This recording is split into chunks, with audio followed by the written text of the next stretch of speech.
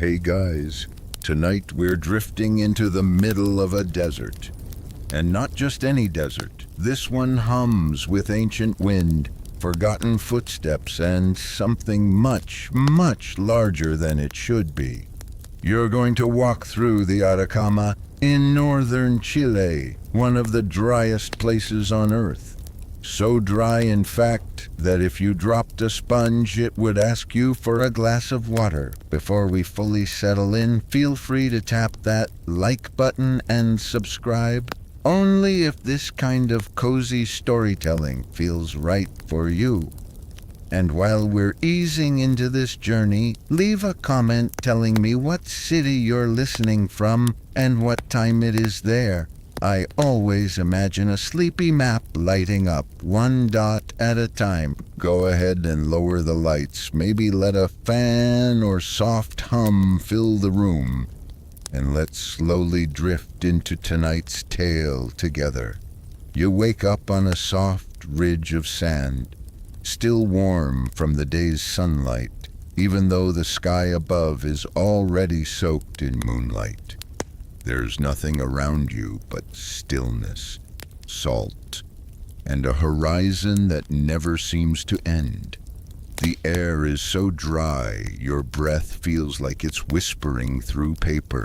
You sit up, and that's when you see it. To the north, etched into the side of a low hill, is a shape. No, a figure, a humanoid form, over 100 meters tall, drawn into the earth like some kind of celestial chalk sketch. You blink, still there, arms raised, giant eyes staring directly upward. Welcome to the Atacama giant. You stand, brushing dust off your cloak. Wait, did you bring a cloak? Doesn't matter. You begin walking slowly toward the hill. As you get closer, the lines that shape the figure become clearer. They're surprisingly clean, defined by low rock ridges and carefully cleared surface sand. Not carved, not painted, arranged. You circle part of the figure's leg. Is this a warning, a message, a signpost for someone above? You remember someone once called this the largest prehistoric anthropomorphic geoglyph in the world. Quite a title for something with no official authorship, no signature, no plaque saying, "Thanks for visiting." Archaeologists have many theories. Maybe it's a deity, maybe a shaman, maybe a calendar, or maybe an early version of Google Earth. Okay, that last one's yours. But here's the real mystery. You can't truly see what it is unless you're high above it. It's made for sky eyes, eyes that float, eyes that travel. And now, under a quiet moon, you begin to wonder, who was this meant for? Who could see this from above 1,000 years ago? Scholars still disagree. Some say it's an astronomical tracker. Others believe it's part of a tribal spiritual rite. But nothing's proven. Only wind and stone remain as clues. You pause at the figure's foot. The wind shifts, carrying a trace of ancient cold. You don't know who made this or exactly when, but someone or something once stood right here, making marks meant to be seen from the clouds. That thought alone is enough to keep your mind gently wandering as you move deeper into the night's mystery. You keep walking.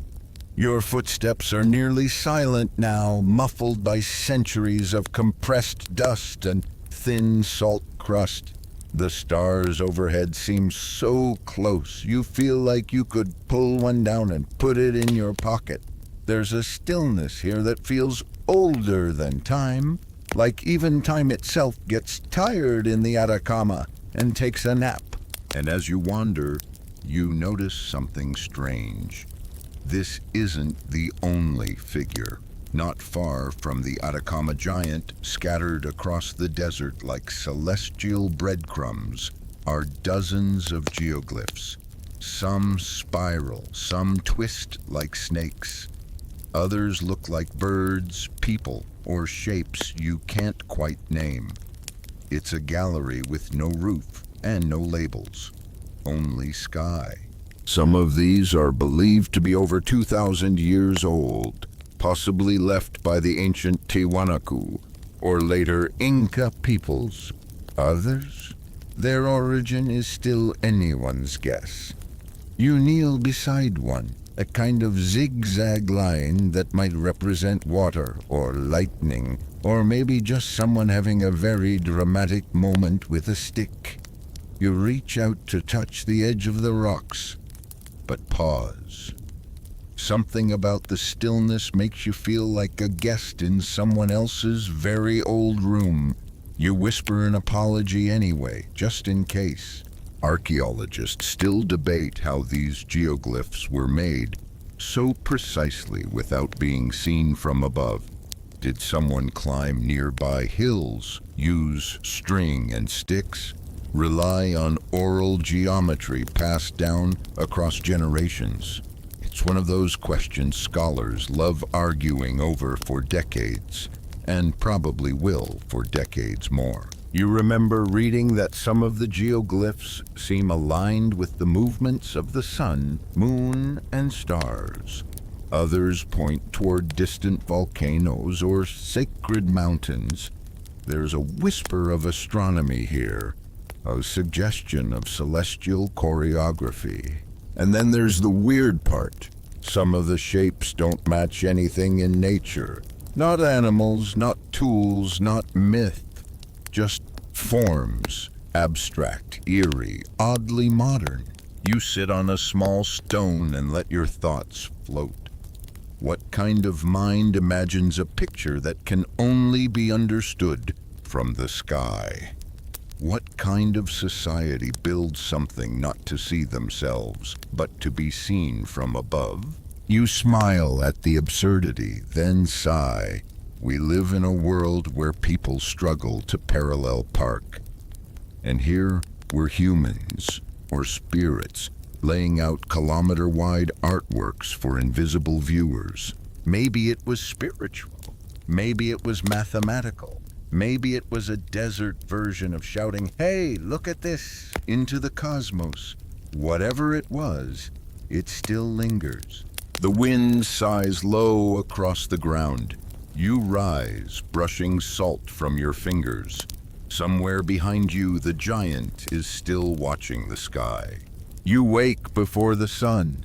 The sky is a soft indigo bruise, the kind of pre-dawn light that makes you feel like the world hasn't fully loaded yet. You're still wrapped in your blanket, which now smells faintly of salt, stone, and a whisper of time as you sip a lukewarm cup of something vaguely resembling tea made from desert herbs you're not entirely sure aren't just crunchy weeds. You pull out an old field notebook. The name on the cover reads Dr. Valeria Torres, written in a looping script. You found it tucked beneath a cairn yesterday, wrapped in waxed cloth, as if someone wanted it to wait patiently for curious hands. Inside, sketches, dozens of them, some of the Atacama giants, some of neighboring glyphs, and notes in the margins, sharp, tired, sometimes funny. One says, "Remind self, don't romanticize sunstroke." Flipping through the pages feels like time traveling into someone else's obsession. Dr. Torres was clearly brilliant, and also maybe one bad coffee away from starting a cult. She writes about how many of the glyphs resemble constellations, but not ones we know. Whole skies reimagined, figures pointing not to the North Star, but toward some vanished horizon. Was it a lost star map, an invented mythology, a cosmic diary? She also mentions a peculiar pattern in the measurements. Some glyphs correspond to multiples of 13 or 28. Lunar cycles, menstrual calendars, ancient mathematics. Nobody agrees. Some say coincidence, others say intention. As always, academic certainty is elusive. You reach a page covered in fingerprints. At the bottom, just 5 words. He always returns to the giant. You close the book, now even more full of questions than before. Somewhere along the way, this stopped being a bedtime curiosity and started feeling like a mission. You pack up and set off across the valley, following the gentle slope of the land. The sun finally peeks over the mountains, casting golden light across the desert floor. The Atacama is waking up. A pair of foxes dart behind a cactus. A condor circles far overhead as if checking in. As you walk, you think of all the theories about who made the giant. The Tiwanaku, the Inca, wandering shamans, alien pranksters, a desert artist who just didn't believe in small gestures. Every answer feels like a maybe. But that's the thing with unsolved mysteries. They don't offer conclusions. They offer invitations to keep walking, to keep wondering. Your fingers tighten slightly around Dr. Torres's notebook. You think, maybe this was her invitation too. The terrain changes under your feet. Gravel gives way to baked earth cracked like ancient skin. You start to notice more geoglyphs, smaller ones, scattered like notes around a central melody. Spirals, llamas, arrows, humanoid figures with outstretched limbs. Some are barely visible, half consumed by time and wind. Others are startlingly fresh, like they were etched just days ago by a very focused desert spirit. You pause at one shaped like a spiral. It curls inward, then doubles back on itself like it can't decide whether it's a path or a trap. The notebook didn't mention this one. As you kneel to study it, a sudden gust of wind picks up. Sand sweeps across the lines, briefly hiding them, then just as quickly brushing them clean. You feel like the desert is watching you. You brush away the last bit of grit and whisper without meaning to, "Who were you for?" There's no answer, of course, just silence and sunlight and the endless hum of air moving over dry rock. You walk further, now alert to these ground drawings. They seem too deliberate to be random. One theory says they were ritual paths, meant to be walked during ceremonies, like moving prayers. Another claims they were messages to sky gods, signs meant to be read from above. Some even say they're agricultural calendars, guiding planting and harvesting cycles. Historians argue over all of it. The truth is, no one knows. And maybe that's the point. Maybe they were all of those things. Maybe they changed meanings over centuries. Maybe meaning wasn't the goal at all. Maybe movement was. You stop to take a sip from your canteen, now warm and vaguely metallic. The air smells like sunburned sagebrush. A small shadow darts across your path, a desert lizard unbothered by your deep philosophical wanderings. Eventually, you reach a high plateau. Below, the Atacama giant comes into full view again. His square head, outstretched arms, and what some describe as a headdress or antenna. Others think it's a map, or a joke, or a god, or a portrait. Depends who you ask and how much sleep they've had. The giant seems to wait, immovable, unapologetic. You sit cross-legged on a warm rock, notebook open on your knees. The wind combs your hair gently, like it's trying to soothe the thoughts out of your head. You flip to a sketch you made this morning, just lines and guesses, but it feels like part of something older, something bigger. The sun is directly overhead now, and the giant seems to glow slightly. You wonder, did he mean something else when he was made? Or did he mean exactly this? To confuse us, unite us, survive us. You close your eyes for a moment, not to sleep, but to listen. You wake up from a light doze, unsure how long you were sitting there. The sun has shifted, drawing long shadows across the plateau. The giant's eyes, well, whatever those two symmetrical circles are, seem to look in a new direction now. You get up, stretch, and decide to keep walking, following the path where the light seems to lead. It brings you to a ridge overlooking a wide, dusty basin, dotted with more geoglyphs. Most of them faded, some completely lost to erosion. Among the sand-colored lines, you spot a strange creature, part feline, part humanoid, with arms raised toward the skin. It looks like it's shouting or praying or warning, and suddenly you remember something from the notebook. Anthropomorphs with feline features may represent celestial guardians or tricksters. That's the thing about the Atacama Desert. Every symbol you find opens a dozen more questions. Every shape is a riddle with no promised answer. You kneel again, brushing the dirt from one of the older lines. It crumbles at your touch, just dust now.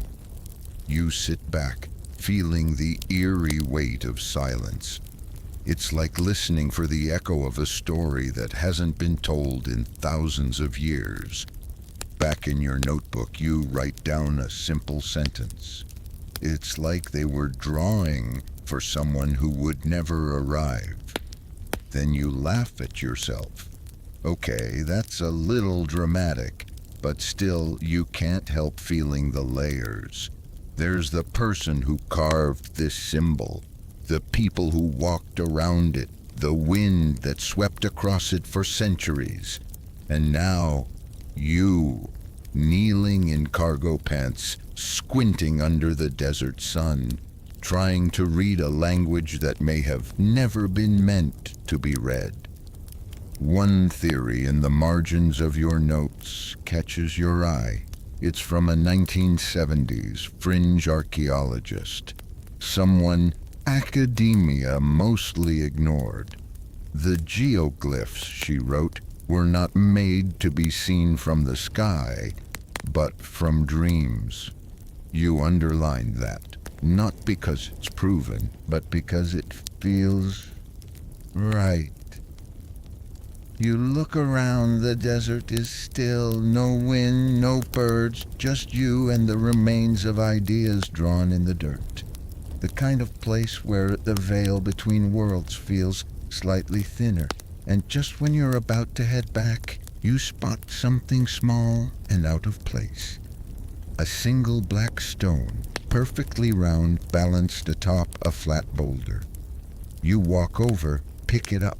It's warm, but not from the sun. It's been protected in shadow. You turn it over. No markings, just smooth and deliberate. You don't put it in your bag.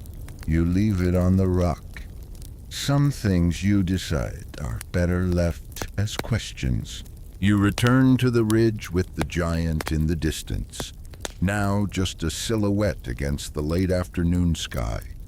The desert somehow feels quieter than before. This time, you lie down on a warm, flat stone. Letting your notebook rest on your chest, you stare up at the sky. A single vulture glides in a slow spiral overhead. You think, half jokingly, maybe it's also wondering who made the giant. You flip through the notebook again. There's a page full of quotes. other people's attempts to explain the geoglyphs. Some say it's a war god. Others think it's a fertility symbol. One archaeologist proposed it was meant to scare away invaders by appearing huge from nearby hilltops. But your favorite is the theory that it was a calendar marker, its arm pointing to specific stars at specific times of year.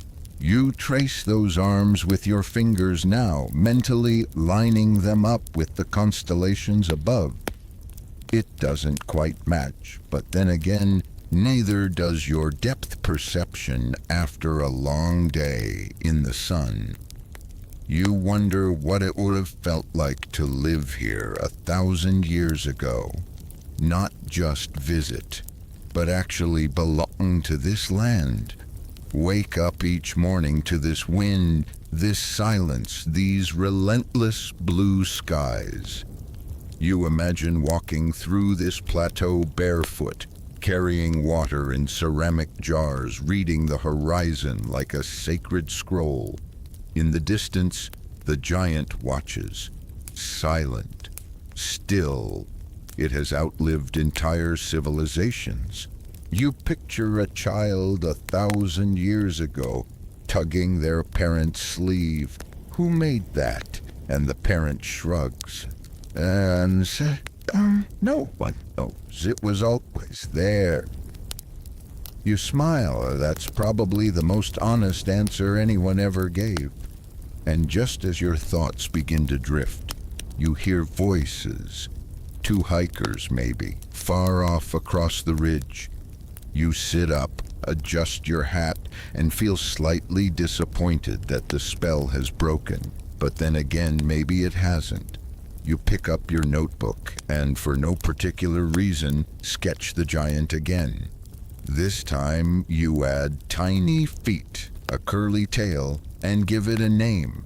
Gregor, guardian of slow revelations. Why not? History doesn't have to be dry. Sometimes it's just you and a stone sketch of a creature named Gregor sharing a silent afternoon, wondering about the universe together. You decide to visit the tiny village nearest to the giant.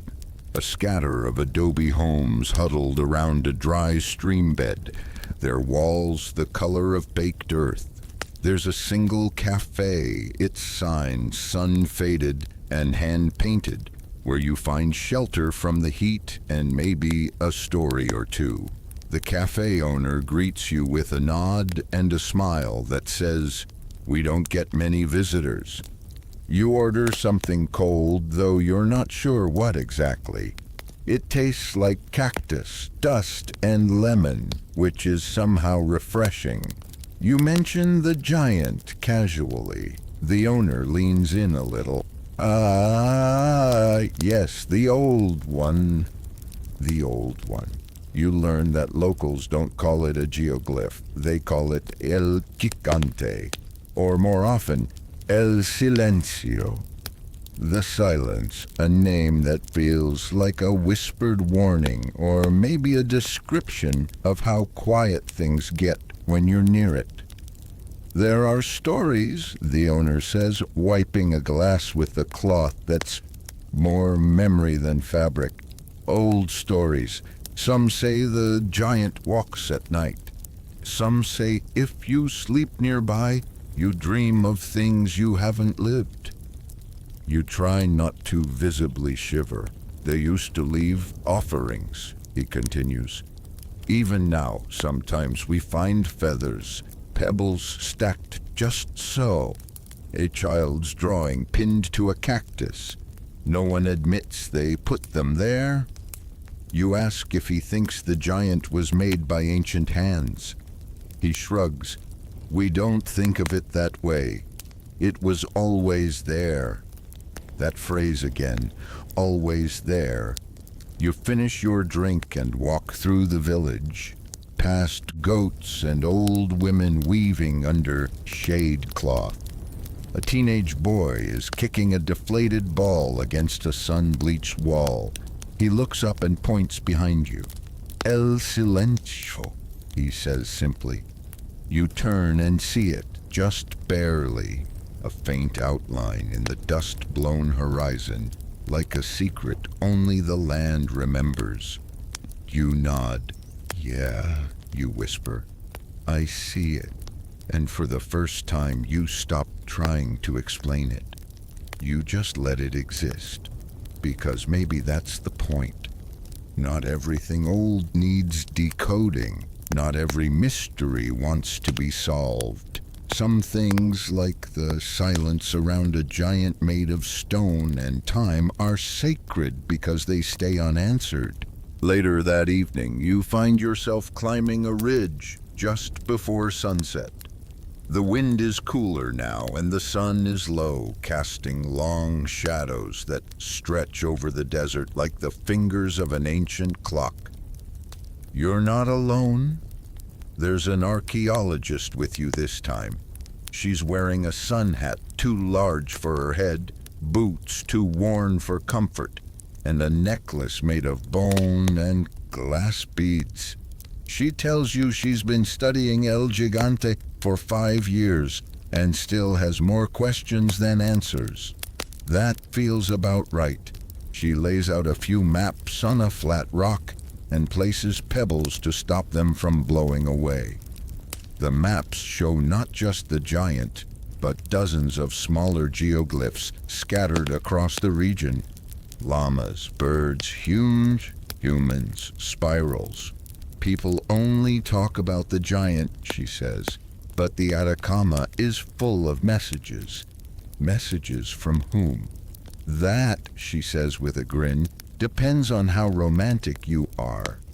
You learn that some believe these figures were ceremonial markers visible only from the sky, made to communicate with us or extraterrestrial visitors, if you ask the bolder theorists. Others argue they were meant for travelers on foot, guiding ancient caravans through the brutal landscape, like a prehistoric GPS system made of rocks and memory. And then there are theories involving water, always water, that the figures marked sacred springs or places where rain once touched ground. But here's where it gets tricky. There's no consistent style, no single direction. Some figures face east, others west. Some are huge, others barely a few meters. There are overlaps, corrections, deliberate smudges like a canvas reused over centuries. It's not a code, she says. It's a conversation, long and slow, between people and place. You look out over the desert, seeing nothing, and then everything. The lines, the symbols, the shapes. They're not instructions, they're expressions. A diary etched into the earth, not meant to be solved, just remembered. You help her pack up as twilight settles in. The temperature drops fast and the stars begin appearing like sequins sewn onto indigo cloth. Before you leave, she hands you a small stone etched with the spiral. Found it yesterday, she says. No idea what it means. You hold it in your palm, feeling the smooth weight of mystery. Maybe it means everything. Maybe it means nothing. Maybe, like the desert, you're just meant to carry it with you a while. Night has fully wrapped itself around the desert, like a heavy velvet cloak. You and your archaeologist friend descend from the ridge by the soft light of a single oil lamp. Yes, oil, because anything more modern would feel like cheating. There's something about walking in near darkness with only the crunch of your boots and the occasional flap of a bat that makes history feel immediate. Like time is bending slightly to let you through. She leads you to a small cave tucked behind a dry ravine. It's narrow, and you have to duck. Inside, the walls are marked with faded pigment, red, ochre, black, lines that loop and fade. animal shapes, half recognizable, handprints that feel freshly pressed.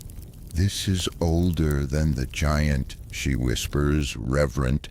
"Thousands of years older." You sit cross-legged, trying not to breathe too loudly. The cave is small, but it hums with silence, like it's storing every word that's ever been said in it. She begins to tell you about the people who might have painted these walls. They were hunters, nomads, astronomers, herbalists. They watched the sky for patterns, the earth for clues. Their stories weren't written in books. They were sung, danced, and painted on stone. And then came the winds, the droughts, the long forgetting. She places a finger on a figure drawn with almost childlike simplicity. A man with arms stretched upward, surrounded by dots. "Some believe this is a fertility prayer," she says. "Others think it's a celestial map." You ask what she believes. She looks at you, squints in the lamplight, and says, "I think it's a reminder." Of what? That we were always trying to make sense of things. There's something deeply comforting about that thought. That confusion isn't a modern affliction. That even thousands of years ago, someone sat in this very spot and wondered what it all meant. You leave the cave slowly, brushing your hand along the wall as you exit. The pigment doesn't come off. It's too old, too fused with the stone. But it leaves a strange warmth on your fingertips. Outside, the desert is colder than you remembered, but the stars are sharper now, almost noisy with brightness. As you walk back to camp, you don't speak much. You don't need to. Some conversations don't need words.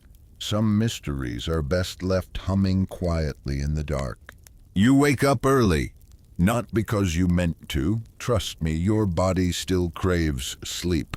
But because the desert has its own way of tugging people out of their dreams. The sky is pale pink, the kind that makes you think of faded postcards. The sand is cool beneath your feet, and even the wind seems to be whispering in lowercase this morning. Your archaeologist friend is already up, sipping something that smells vaguely like desert herbs and ambition. She nods to you and gestures toward the ridge. You follow her without a word. You already know where you're going. Back to the giant. The walk is slower this time, deliberate. The light is changing fast, and soon the sun will bleach everything to white. But for now, there's that in-between glow, the golden hour of ancient questions. When you finally reach the viewing point, the giant is still there, of course, but somehow different. He's not just lines on a hillside anymore. He's a thought, a persistence, a riddle carved into the land and left to echo. You sit beside her in silence. Then she says, "Here's the thing that gets me. Whoever made him had to climb this ridge every day, with no drones, no aerial maps, just memory, just repetition. And yet look how clean the lines are." You nod. "It's absurd and beautiful. It's human." She continues, "We've got theories, yes. Maybe it was an offering, maybe it marked territory, maybe it was a myth given shape. But here's the honest truth." She pauses. You wait. "We don't know, and maybe we're not supposed to." You blink. That thought settles into your spine, soft and steady. She stands up, brushing sand off her knees. But we keep looking, because the act of wondering, that's sacred too. And just like that, the morning feels different. You're not here to solve it. You're here to remember that it exists, that someone long ago cared enough to carve a question into the earth. And maybe that's all we ever do. In caves, on hillsides, in books and dreams, we carve our questions. We hope they outlive us. You rise with her. Together you begin the descent. The wind picks up slightly, lifting dust and the faint smell of dried herbs. Somewhere behind you, the giant keeps watch. He doesn't answer. He never has, and that perhaps is the point. And now, here you are. The story has been told. The giant still waits in silence, and the wind has settled into something steady, like breath. You might not remember every detail by morning. You might only recall the feeling of standing in a desert that holds more questions than answers, of hearing a nameless wind and seeing the marks of someone who lived, wondered, and walked away. That's okay. Not all stories are meant to stay loud. Some are meant to whisper you into sleep, to remind you that mystery doesn't always ask to be solved, only noticed.